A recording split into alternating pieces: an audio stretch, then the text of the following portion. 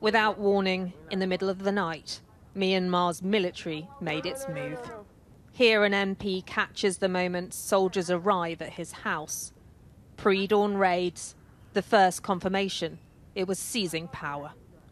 De facto leader Aung San Suu Kyi, along with the country's president, are among the officials detained.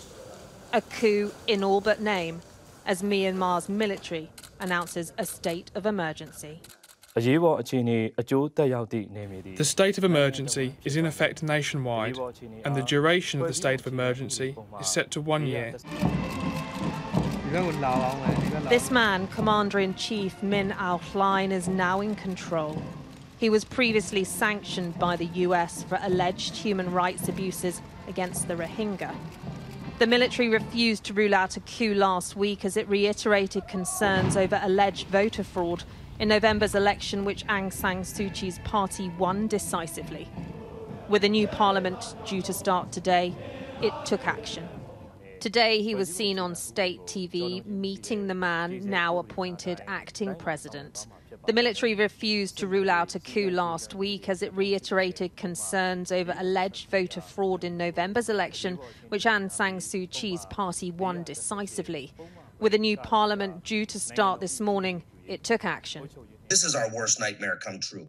What we had was a resounding election victory for the National League for Democracy in the elections, a clear majority, a situation where democratic rule was going to be entrenched for another 5 years. And overnight, the military just basically tore up the rule book. The few pictures coming out of the country show people queuing at cash points. In places, phone lines and internet is limited. With reports, fear is growing. People are generally quiet right now and they're whispering. And in the morning when I went out on the weekend, we have seen that there were lots of NLD red flags out on the balconies. But this morning I've seen people taking them down. And I've also observed that people were trying to take out all the stickers of NLD, and all these rickshaw drivers, they no more are using NLD flags.